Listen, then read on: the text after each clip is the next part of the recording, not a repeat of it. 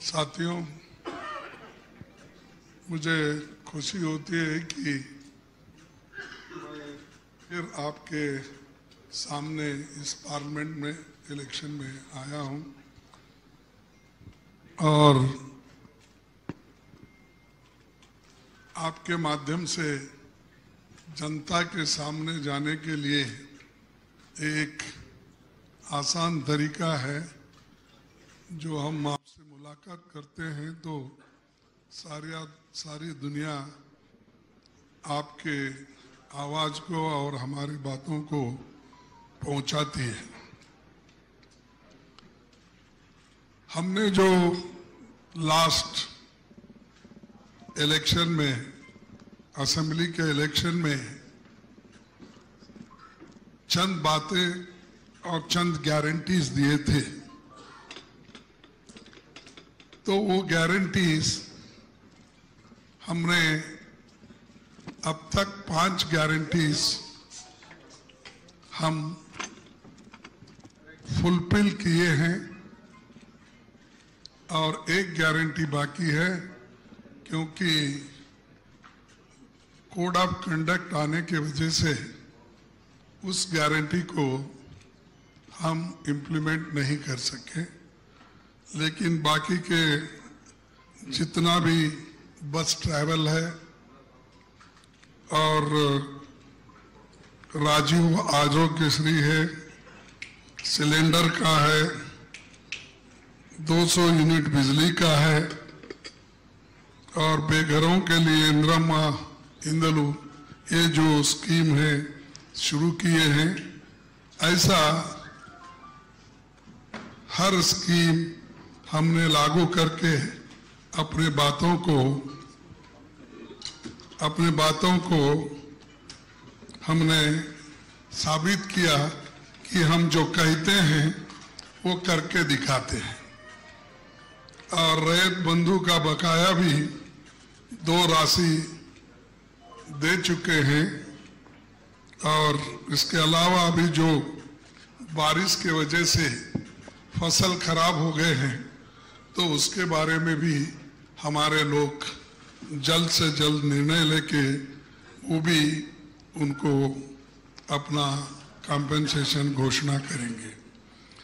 कांग्रेस अध्यक्ष के रूप में आपको भरोसा दिलाता हूं कि हम वही वायदे करते हैं जो पूरे कर सकते हैं और राहुल जी भी वही वायदे बोलते हैं जो कर सकते हैं।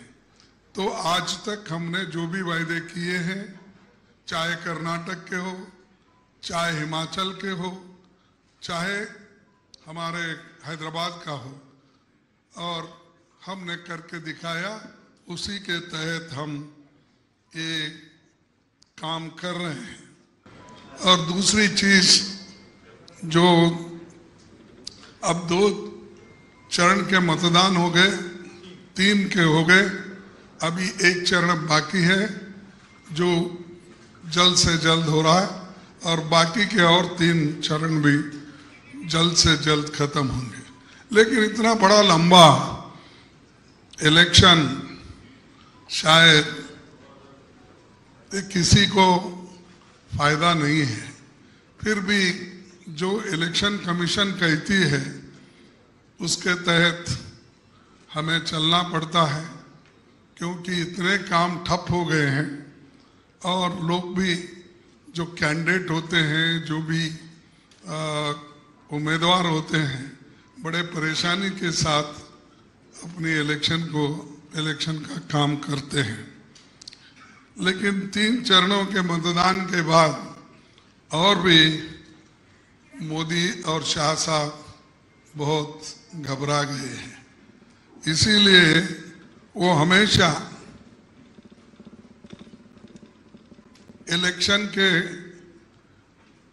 हटकर बात करते हैं, जो उनके चुनावी प्रणाली पे नहीं बोलते, इलेक्शन मैनिफेस्टो पे नहीं बोलते हैं, और सिर्फ उनके जो भी काम है उसके ऊपर भी वो वोट नहीं मांगते, डेवलपमेंट के ऊपर भी सिर्फ हर बात को कांग्रेस को गालियां देना और कांग्रेस के भाषण को मोड़ तोड़ के कहना और शहजादे बोल के जो हमारे पार्टी के नेता को कहना, ये सारी चीजें जो जरूरी नहीं है। अरे आप तो एक इलेक्शन, 2 इलेक्शन में और 2-3 साल पहले तो ये कहते थे कोई कांग्रेस हमारा कोई मुकाबला नहीं कर सकती, लेकिन बार बार फिर कांग्रेस को क्यों गालियां दे रहे हैं? इसका मतलब यह है कि कांग्रेस से आप डरते हो, और डरने वाले लोग ऐसी भाषा करते हैं। कभी मुगल की बात करते हो, कभी मटन की बात करते हो, कभी चिकन की बात करते हो, कभी बीफ की बात करते हो, कभी मुस्लिम लीग की बात करते हो, कभी मंगलसूत्र की बात करते हैं। ये एम वर्ड से बड़ा मोहब्बत है हमारे मोदी जी को। ये सब सारी चीजें जो एम से निकलती है, मटन, मुगल, मंगलसूत्र, मोदी बहुत इस चीजों को बहुत पसंद है। तो उन्होंने ये जो काला धन के बारे में भी उन्होंने बहुत कुछ बोला, लेकिन वो सब अपने मित्रों को ही काला धन का फायदा दिया। अब इधर इधर ये भी बोले उन्होंने कि राहुल गांधी जी और कांग्रेस पार्टी अंबानी और अदानी का बात करने का बंद कर दी है, क्योंकि टेम्पो में बहुत पैसा जा रहा है। अरे भाई, टेम्पो में पैसा जा रहा है और तुम आंखों से देख रहे हो। जिसके घर से पैसा निकल रहा है, आपका सीबीआई कहाँ है? फिर आपका इनकम टैक्स कहाँ है?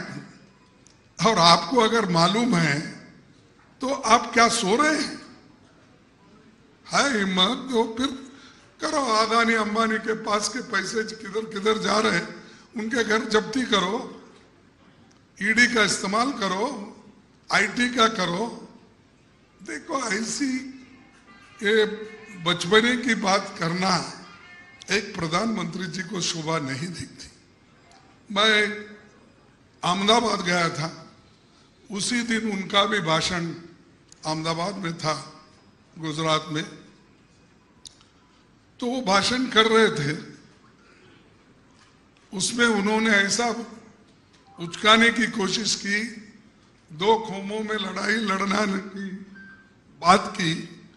और देखिए, जिसके पास संपत्ति है, जिसके पास पैसा है और जिसके पास गाय है, भैंस है, ये है, तो वो लोग 2 भैंस अगर आपके घर में है तो 1 भैंस निकाल कर वो मुसलमानों को देंगे। एक प्राइम मिनिस्टर बोलता है 2 भैंस है तो तुम्हारे पास छीन लेंगे और मुसलमानों को देंगे। 2 एकड़ लैंड है तो 1 लैंड एकड़ छीन लेंगे, देंगे। अरे, इस देश में कानून है। सो इंदिरा गांधी ने तो आपको मालूम है लैंड रिफॉर्म्स लाया, वो पॉलिसी के तहत लाया। बैंक नेशनलाइजेशन किया, पॉलिसी के तहत किया। लाइफ इंश्योरेंस जो नेशनलाइज किया, कानून के तहत। ये पॉलिसीज पार्टी के होते हैं, देते हैं, लेकिन छोटी छोटी बातों को तुम लोगों को बहकाना, लोगों को एक यानी उनको इंस्टिगेट करना, ये बड़ी बुरी बात है।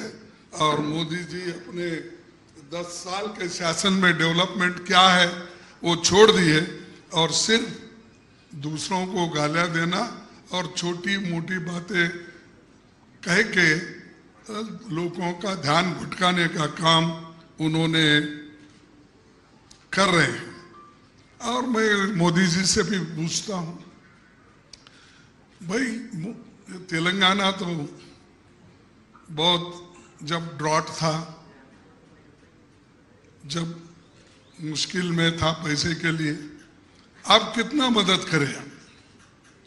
कौन से बड़े प्रोजेक्ट तेलंगाना में लाए जो पंडित जवाहरलाल नेहरू जी और इंदिरा गांधी के जमाने में आए? कौन से तुम्हारे ऐसे प्रोजेक्ट है बताओ जिस जगह 2000, 10,000, 5,000 लोग काम करते हैं? अपने प्रोजेक्ट पे बोलते नहीं, डेवलपमेंट तो तुम करते नहीं, लेकिन लोगों में फूट डालने का छोड़ते नहीं। तो इसलिए भाइयों, मैं आपका ज्यादा वक्त नहीं लेना चाहता हूं।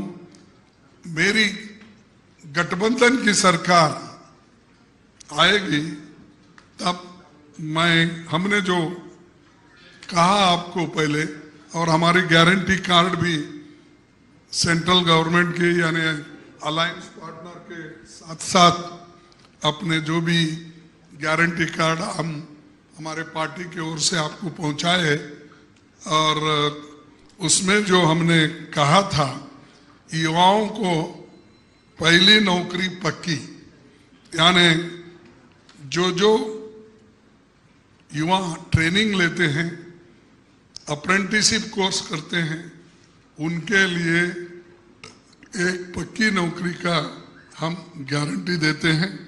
और 30 लाख नौकरियां जो हमने कहा कि ये सरकार में खाली है, सेंट्रल गवर्नमेंट पड़ी है, तो उसका इमीडिएटली हम इम्प्लीमेंट करेंगे हमारी गवर्नमेंट आने के बाद। और महालक्ष्मी योजना, ये गरीब परिवार की महिला को, मुखिया को सालाना 1 लाख रुपए देंगे, और सरकारी नौकरियों में महिलाओं को 50% हम आरक्षण देंगे। और श्रमिक न्यूनतम मजदूरी जो 400 रुपए हमारे नरेगा योजना में, और दूसरे जो भी गिग वर्कर्स है या अनऑर्गेनाइज्ड वर्कर्स है, उनकी भी हिफाजत करने के लिए श्रमिक कानून को हम मजबूत करेंगे, और उनके तरफ हमारा पूरा ध्यान रहेगा। क्योंकि मोदी जी की सरकार ये अमीरों की सरकार है, ये गरीबों के लिए कोई कानून करने वाले नहीं, किए तो भी उनके दिए हुए हक को छीन ले रहे हैं। तो वो फिर से हम उनको अपने उनके हकूक को दिलाने की पूरी कोशिश हम करेंगे। एमएसपी की गारंटी, ये भी जो किसान लड़ रहे हैं और बहुत दिन से ये बात चल रही है, तो एमएसपी को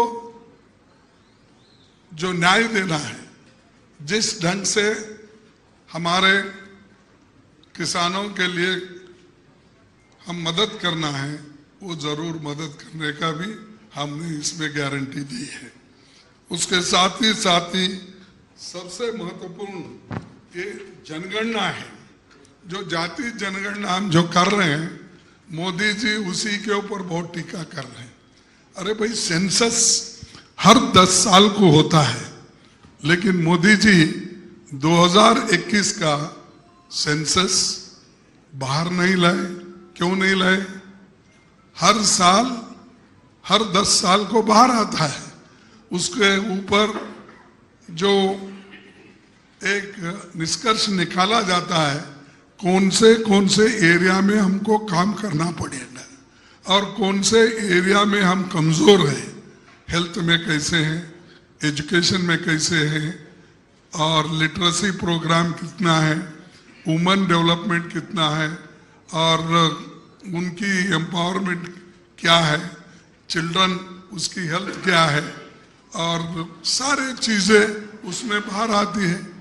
लेकिन ये बाहर निकालने के लिए जाति जनगणना भी हम इसलिए कर रहे हैं, किस किस कौम में लोग कमजोर हैं, कौन से कौम ऐसे हैं जो एजुकेशन में कमजोर है, हेल्थ में कमजोर है, नौकरी नहीं मिल रही है, बिजनेस नहीं करना, उनको करने का अवसर नहीं मिल रहा है।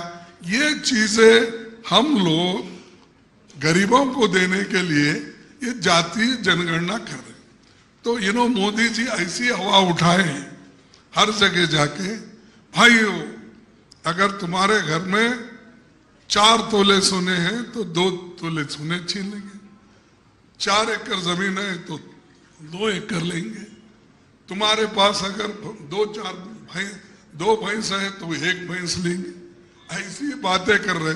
यहाँ तक कि घर में घुस के अलमारी में है सो मंगलसूत्र भी वो लोग छीनेंगे। अरे मंगलसूत्र तो छीनने वाला अब तक कोई प्रधानमंत्री इस देश में पैदा नहीं हुआ या कोई लोग भी पैदा नहीं हुए। ये हिंदुस्तान है, घुस के कोई अगर करता है वो ये सिर्फ मोदी जैसा आदमी ही कर सकता, दूसरे नहीं कर सकते।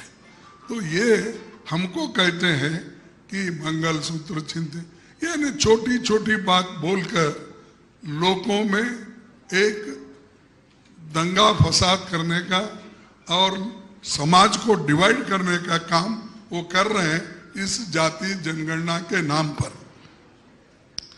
और एक मैं आपको राज्यसभा के प्रश्न के जवाब में 2008, 18 और 22 हमने एक प्रश्न पूछा था, भाई आईएएस, आईपीएस, आईएफएस के अफसरों के चयन में एससी, एसटी, ओबीसी की संख्या क्या है? तो उसमें 50% के बजाय सिर्फ 27% उसमें है।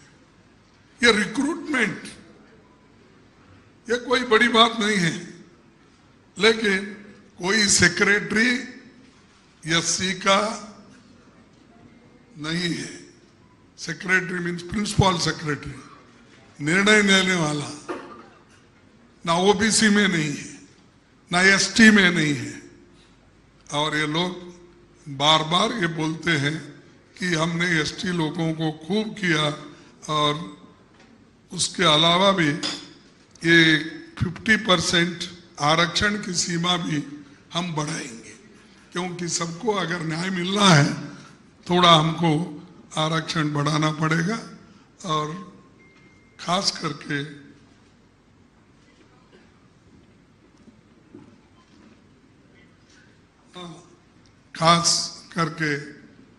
हमको सबको फायदा होगा। इसके साथ ही मैं आपसे यही निवेदन करूंगा कि हैदराबाद एक सेंट्रल प्लेस है और आपको मालूम होगा कि जब संविधान की चर्चा हो रही थी तो उस वक्त ये भी बात चल रही थी कि 2 कैपिटल जब बनना है, बाबा साहब अम्बेडकर ने प्रपोजल रखा था, एक दिल्ली है तो एक हैदराबाद। इतना बड़ा मशहूर हैदराबाद को उन्होंने इतना निग्लेक्ट किया, वो आज तक कोई बिग इन्वेस्टमेंट उन्होंने लाया नहीं और दिया नहीं। सब कुछ है उनके पास है, गुजरात के पास ही है, और वहीं पर वो अपने लोगों को वहीं बुलाते हैं, डराते हैं इन्वेस्टर्स को और अपना काम कर लेते हैं। मैं मानता हूं सब स्टेट बढ़ना चाहिए, गुजरात भी बढ़ना चाहिए, लेकिन हैदराबाद क्या किया, बेंगलुरु क्या किया आपको, और जो बॉम्बे जैसे शहर में हमेशा पहला इन्वेस्टमेंट जाता था उसने क्या किया, ऐसे बहुत है। लेकिन ये जो इनका दृष्टिकोण है वो ठीक नहीं है। इसीलिए हम चाहते हैं कि इस बार कांग्रेस को लोग वोट देंगे और कांग्रेस जरूर जीत के आएगी। हमारा पंजा, ये पंजा तो ऐसा है, परमानेंट है हमारे साथ। तो ये ऐसा नहीं कमल के जैसा कि सुबह तोड़ दिए शाम में क्या बोलते उसको सूख गया, मुरझाया, ऐसा नहीं है। हाथ हमेशा परमानेंट है, इसको कोई नहीं निकाल, जान गई तो ही चले जाएगी, नहीं तो नहीं जाएगी। ये आपके साथ हमेशा है, गरीबों के साथ हमेशा है और ये गरीबों के लिए ही लड़ते रहेंगे। तो एक हमने सोचा कि आपके सामने भी रखना और मोदी जी को भी ये संदेश जाना कि वो जो झूठ फैला रहे हैं, झूठ पे झूठ बोलते हैं। और 1-2 उदाहरण तो आपको मालूम ही है कि 15 लाख की बात की है, कुछ हुआ नहीं। 2 करोड़ नौकरियों की बात किया, हुआ नहीं। एमएसपी की बात की, डबल आमदनी, हुआ नहीं। और बुलेट ट्रेन की बात किया, वो हुआ नहीं। वो भी अहमदाबाद से बॉम्बे तक जो सिर्फ 500 किलोमीटर, वो भी हुआ नहीं। क्या बोले? पक्का घर करोड़ों लोगों के ऊपर देने की बात की, वो भी हुआ नहीं। इतने झूठ बोले।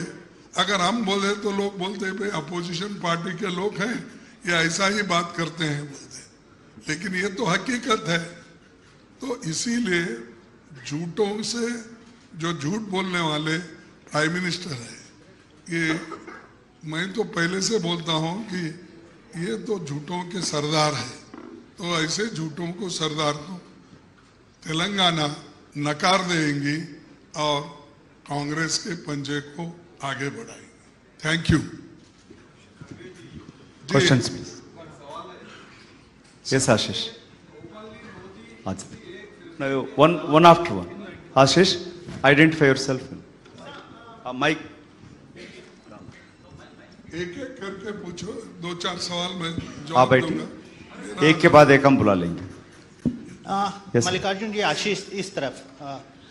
हाँ बोलिए। कांग्रेस के 2 नेता हैं, सैम पित्रोदा और मणिशंकर अय्यर।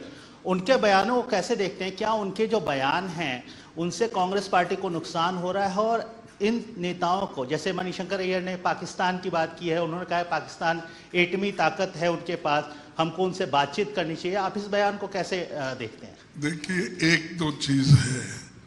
जो श्याम पित्रोदा जी की बात है, हम तो उनको उस काम से निकाल दिए, खुदों से। वो खुद ही राजीनामा दिए, तो हमने उसका स्वीकार किया। तो वो अब कोई बात नहीं है उसके बहस करने की। दूसरा जो है, मणिशंकर जी वो अपना बात रखे हैं, लेकिन हिंदुस्तान पाकिस्तान से तो 100 गुना मजबूत है। देश के लिए हम सब मिलके रहेंगे। और इस देश के, पाकिस्तान के जो 2 भाग हो गए, करने वाले कौन? इंदिरा गांधी जी ने की और बांग्लादेश को आजाद बना के दिया। तो ऐसे लोग कभी किसी अणु बम के लिए, उसके लिए डरते हैं। 76 में तो इंदिरा गांधी जी ने अणु बम, कौन सा वो गाँव, पोखरण में उन्होंने परीक्षण किया। और अरे हमारे पास सब कुछ है, हम करके रखे। अब मोदी किस ढंग से इस्तेमाल करता, क्या सिर्फ गाय बछड़े भैंस इसी में लड़ता, मालूम नहीं। Ravikant from Hindu. Sir, ma'am Ravikant Reddy from the Hindu. Sir, Modi ji कह रहे हैं कि अदानी और अंबानी अब राहुल गांधी की तरफ आ गए हैं और बेटी भेज रहे हैं। आपने भी उसका जिक्र किया है। तो सर, उसके पीछे क्या कारण होगा? मोदी जी डर रहे हैं क्या? किस बात का कारण होगा? देखिए, अदानी अंबानी का तो, और कोई भी हो, अदानी अंबानी का नाम इसलिए वो हमेशा आया कि वो उनके साथ जुड़े, उनके फ्लाइट में फिरे, उनके कपड़े जो भी सेलेक्ट करते वो पहन के फिरते हैं। ये सब उसी लिए हमने हमेशा, उन्होंने जो जो एयरपोर्ट, पोर्ट, सारे जो बिजनेस उनको दिए पब्लिक सेक्टर्स में, उनका नाम लेना जरूरी है, हम लेते हैं। कौन से चीज उनको, गरीबों के पैसे से बने हुए पब्लिक सेक्टर्स को एक आदमी 2 आदमी को अगर आप देते हैं तो एक तो नौकरियां चले जा रही है, दूसरा एक आदमी को अमीर बना रहे हैं। अरे 22 लोग इस देश में, उनके पास इतनी संपत्ति है जो 50 करोड़ लोगों के पास जितनी होती है उतनी है। तो इसीलिए हम हमेशा बोल रहे थे भाई ये अदानी ऐसा किया, फलाना किया तुमने, तो उस वक्त उन्होंने डिफेंड किए। और आज बोल रहे कि वहां से टेम्पो में पैसे आ रहे हैं। अरे टेम्पो में आ रहे थे, तुम आंख बंद करके बैठे थे। जहां से पैसा निकला जब आपको मालूम है, वो छापे डालो ना उनके ऊपर, अदानी अंबानी के ऊपर। क्यों भेज रहे टेम्पो में? बस में भेजो बोलो, कार में भेजो बोलो। हाँ, अगर कहीं और कोई ये है या हेलीकॉप्टर में भेजो बोलो, हाँ? तो ये जो मैं उसीलिए बोला ना, एक प्राइम मिनिस्टर स्टेट्समैन जैसा कभी बात नहीं करता, सिर्फ ऐसी छोटे छोटी बातें करता है और खुद के लोगों के ऊपर बोल रहा है। अगर उनके दोस्त अगर सबको भेज रहे हैं, तुम क्या आंख मूंझ के बैठे हो? तो ये तो मेरा उत्तर यही है, अगर आपको कुछ होना है और बोलूंगा। Rahul, Pramod from ANI. Sir मैं प्रमोद हूँ एएनआई से। एक आपके मुख्यमंत्री रेवंत रेड्डी जी ने एक इंटरव्यू में बोला था कि टेस्ला यहाँ इन्वेस्ट करना चाह रही थी, लेकिन दबाव दिया गया, इन्वेस्टमेंट नहीं हुआ। और दूसरा ये सवाल है कि आप क्या हैदराबाद को डिमांड करेंगे कि हैदराबाद को राजधानी बनाई जाए, जैसा आपने अभी कहा कि अम्बेडकर चाहते थे? देखो, फिर मैं जो चीजें नहीं होती उसका मैं रेफरेंस किया। देखो, वो तो फैसला जो होता है नेशनल लेवल पे होता है, और मैं दूसरों के जैसा बोल के फंसना भी नहीं चाहता और तुम्हारे इसमें भी नहीं, जाल में भी नहीं आना चाहता। लेकिन जो वक्त था उस वक्त, तो उस वक्त उन्होंने कहा था, और मैं तो नजदीक हूँ हैदराबाद, दिल्ली अगर मेरे नजदीक है हैदराबाद तो मेरे को और खुशी होती है। तो मैं यहीं से गुजरता हूँ, मेरा फ्लाइट यहीं से जाता है, तो ये बात और है। लेकिन हम चुनाव लड़ रहे हैं, चुनाव में हम ये चाहते हैं कि डेवलपमेंट के ऊपर बात करो। हम इन्वेस्टमेंट चाहते हैं हैदराबाद में ज्यादा से ज्यादा, उसको कितना पैसा होना, जमीन होना, क्या क्या होना, रूल्स के मुताबिक हम देंगे, एनकरेज करेंगे। कैपिटल इन्वेस्टमेंट के लिए जो चाहिए वो करेंगे। लेकिन बार बार मोदी जी कुछ करते नहीं, लेकिन झूठ बोलना छोड़ते नहीं। तो बोलिए। Thank you. Rahul, sir one after please. Rahul from the sir, Haryana में आपका कांग्रेस के सामने कुछ अविश्वास का सोच है क्या? और दूसरी बात है सर, आपके दामाद के ऊपर 800 करोड़ घोटाले का आरोप है, ये कैसे देखेंगे? हरियाणा का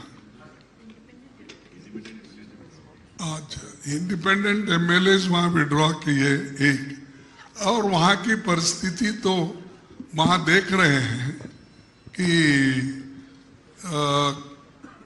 जिस ढंग से वहां पर हमारे पार्टी के लोग चाहते हैं, क्या अगर मेजॉरिटी रही तो सरकार बनाना चाहती है, क्या अगर उनको लगा वहां के लोगों को, एमएलएस को, कि ये गवर्नर रूल चाहते हैं, ये उन पे छोड़े सो है।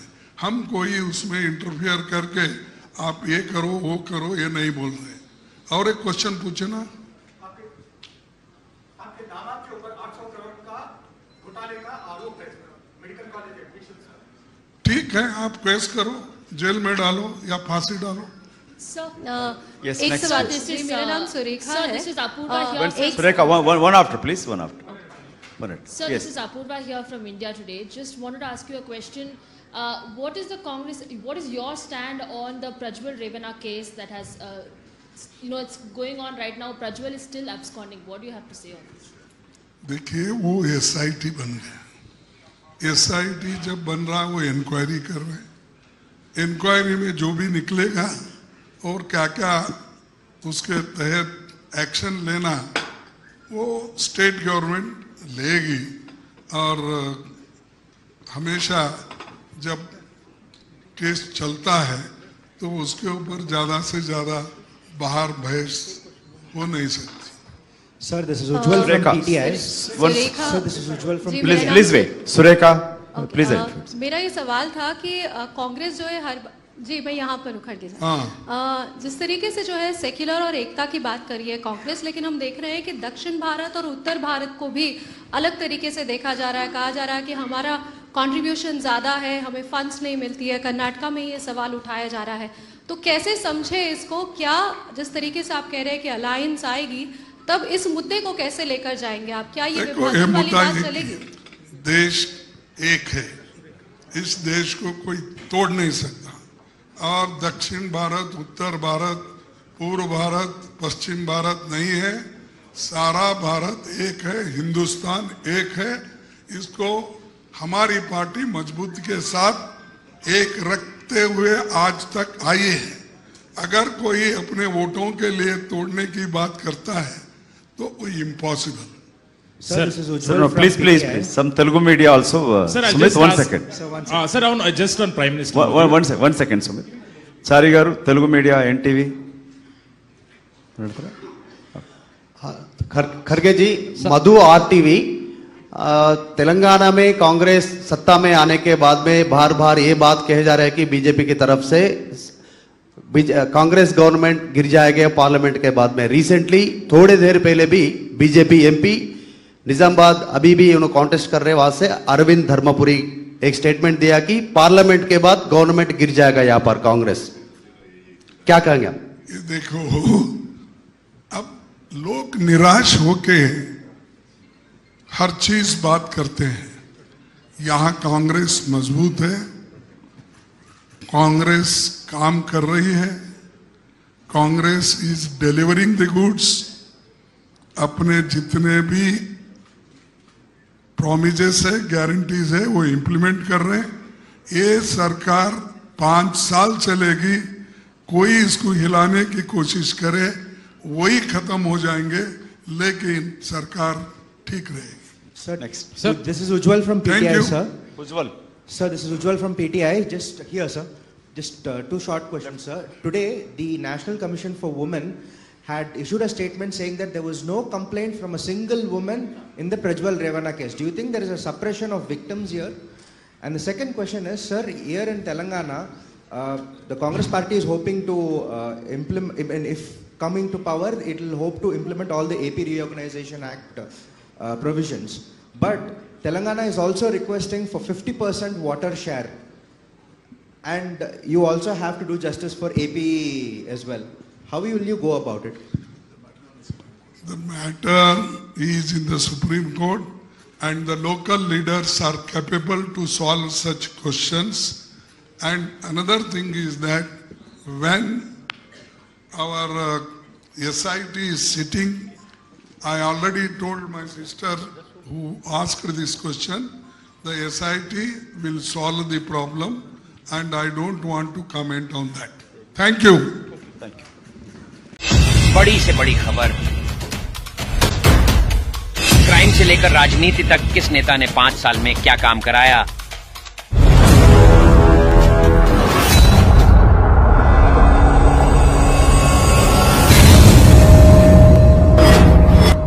मिलेगी सबसे पहले हर खबर चेंजिंग फ्यूचर न्यूज पर, जो बदलेगा आपका